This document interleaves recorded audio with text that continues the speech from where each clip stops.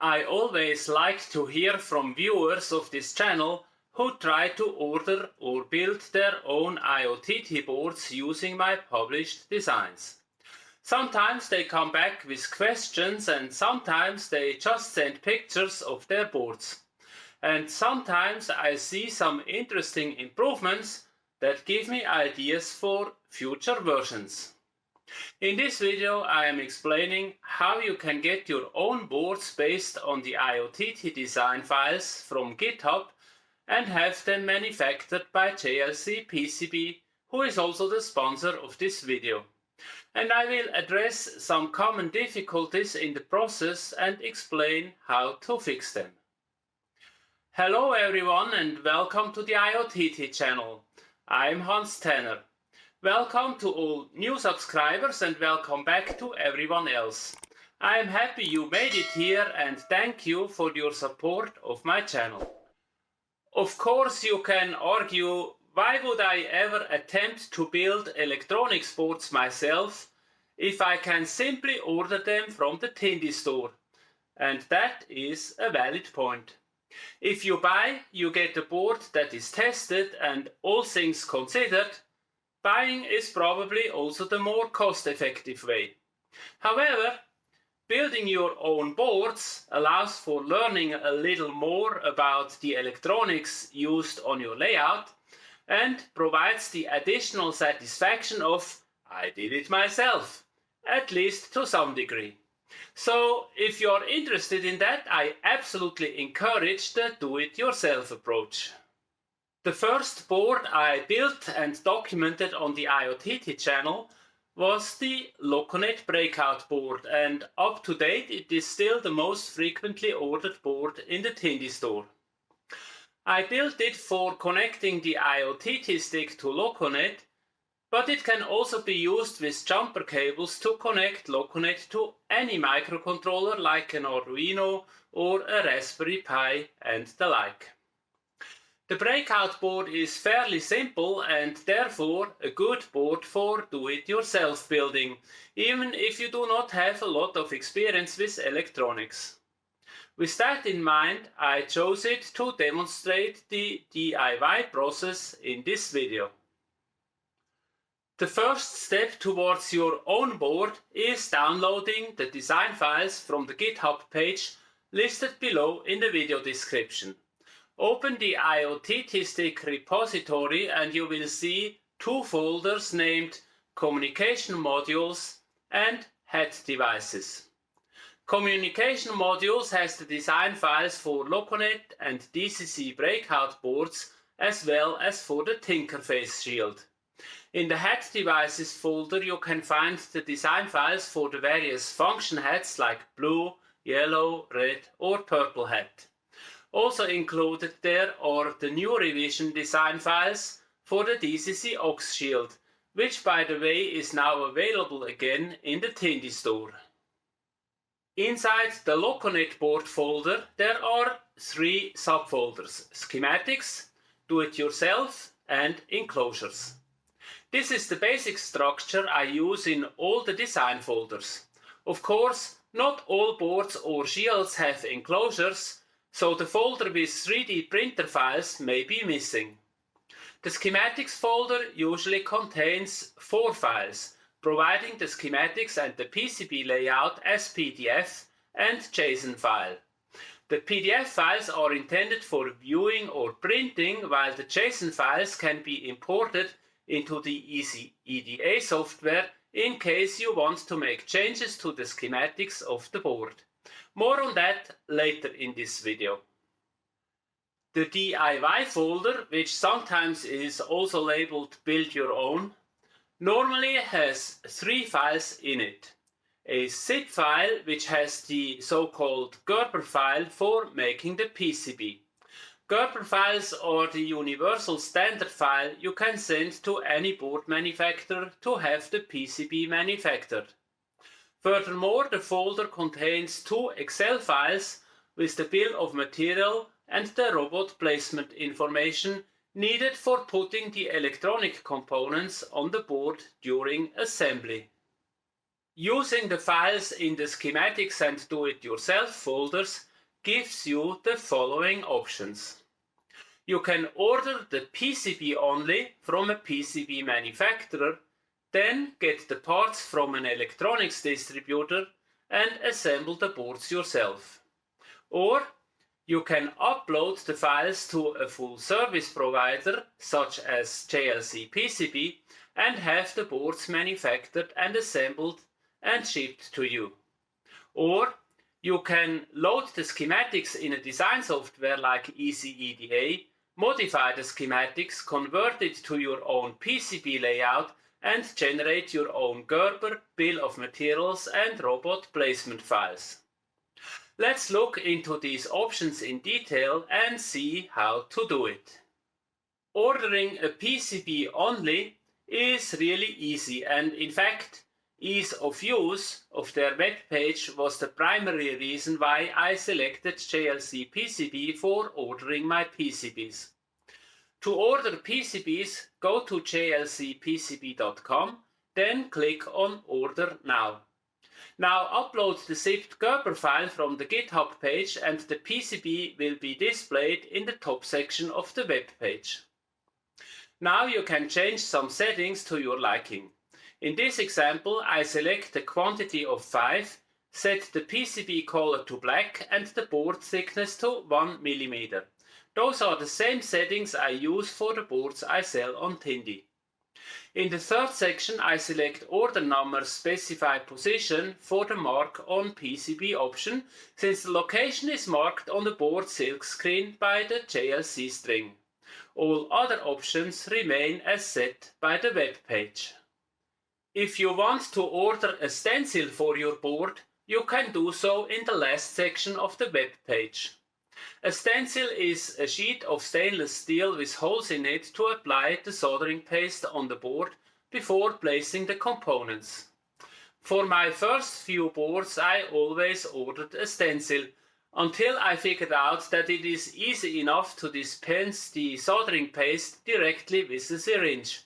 Once the paste melts, the cohesion force will draw it into the right place anyway, so don't worry if some paste ends up between the soldering pads.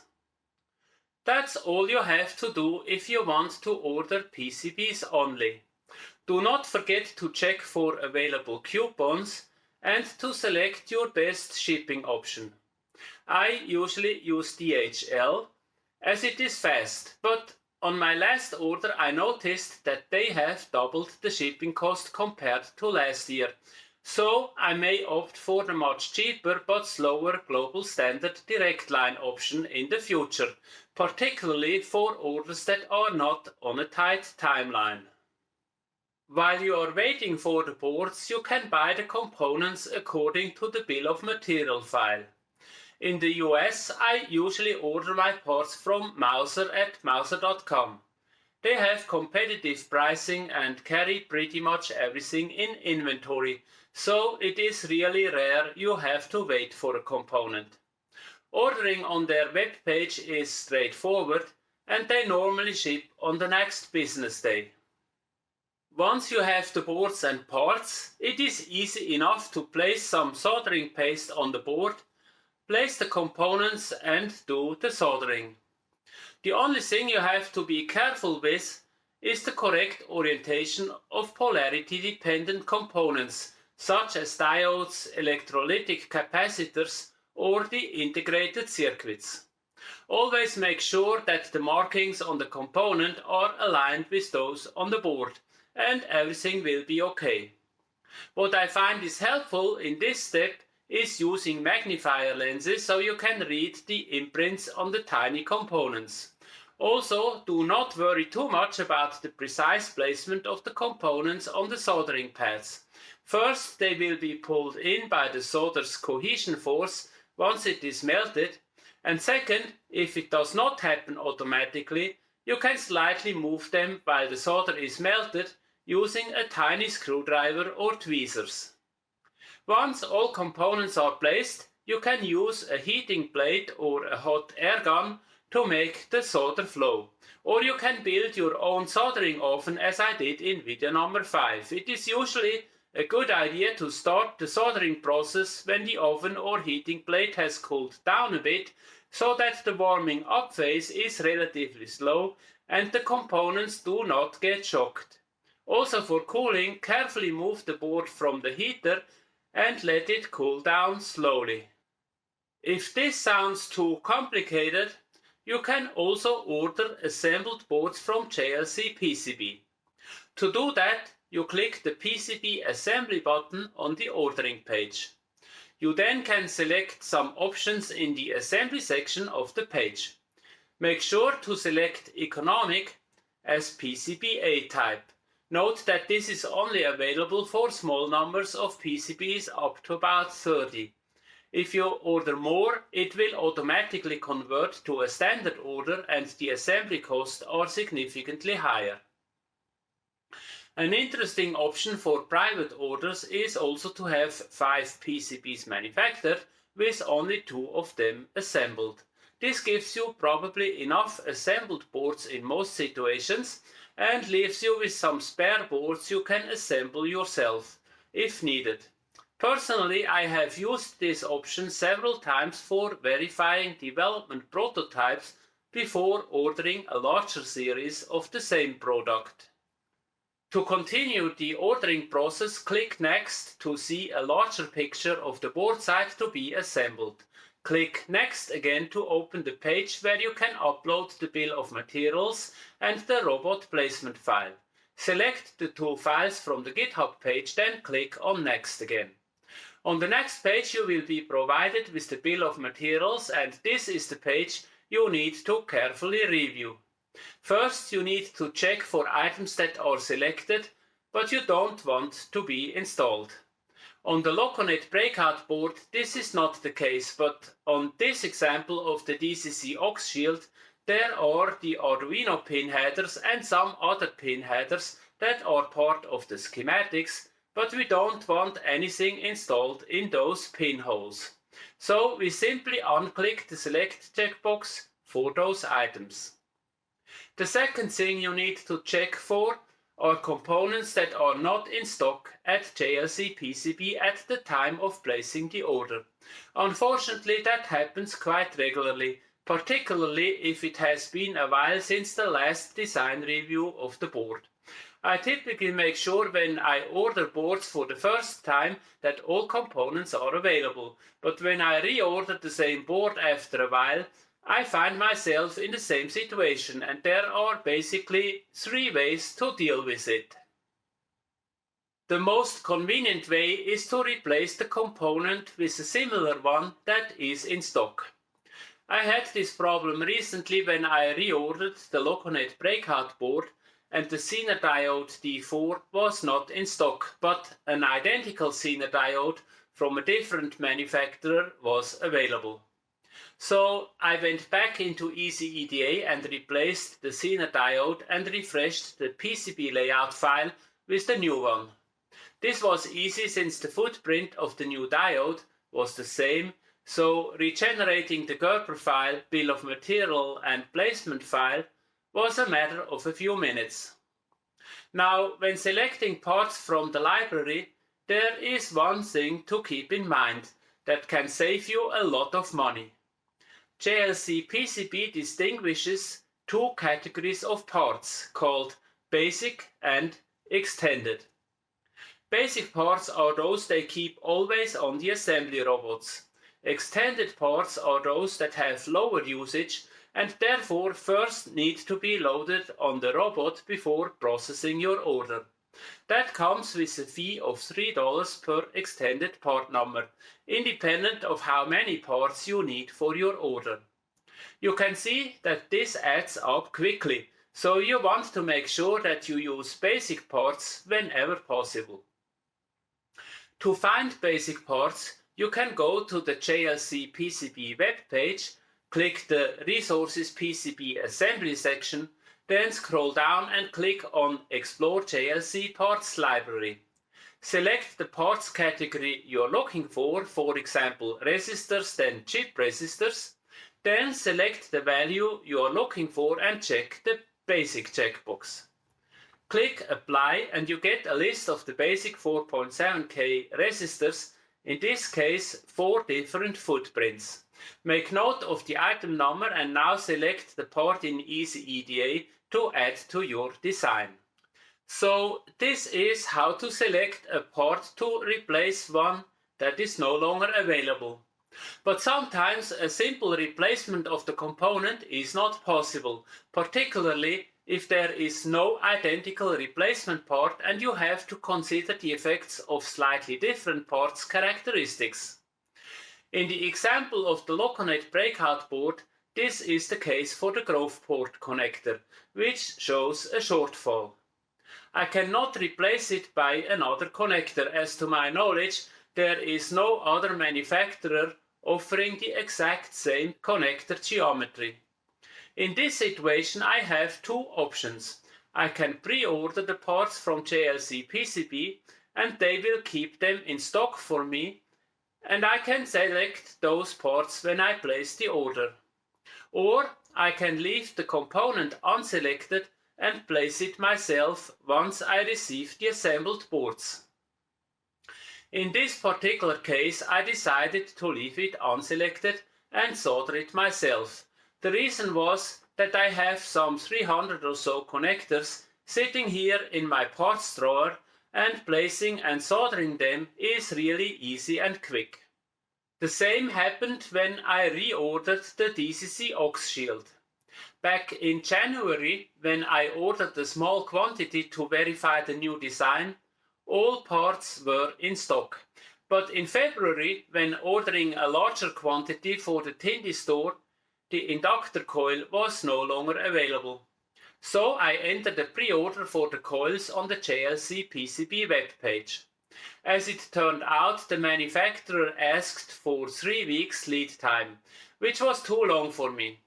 I ended up cancelling the pre-order and get the inductors from Mouser, who had a few hundred in stock, and they shipped some the next day. By the time I received the boards, the components were here as well, and I spent part of an evening to solder them on the boards. Easy enough.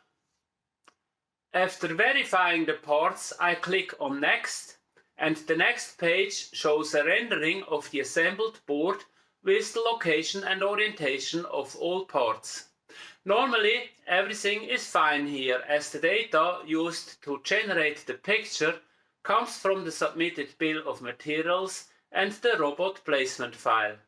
Occasionally there are components shown 180 degrees turned around, so it is a good idea to verify the correct polarity of the diodes and the correct placement of integrated circuits.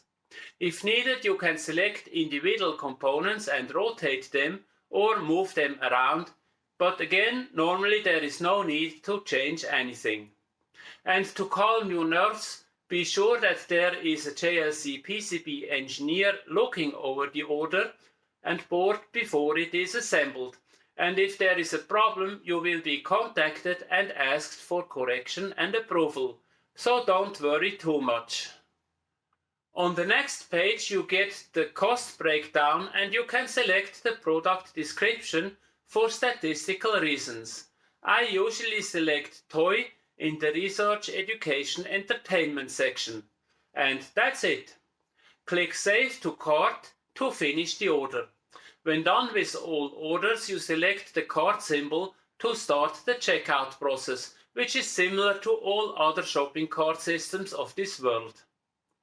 Once you placed the order, you will get a confirmation email and you can monitor the manufacturing and assembly progress on the JLC PCB webpage.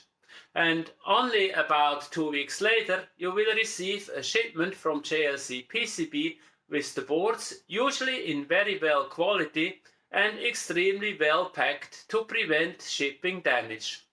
All you need to do is unpacking them and you are ready to roll.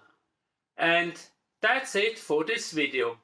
I hope this information was useful or at least interesting for you, and you now have a better idea how you can use the IoTT designs from the GitHub page and have your own boards manufactured. If so, please click the like button below to let me know. It takes only a few seconds but helps a great deal with promoting this video and the IoTT channel in general to other model railroaders, because YouTube likes the likes. Thanks for watching and see you in the next video.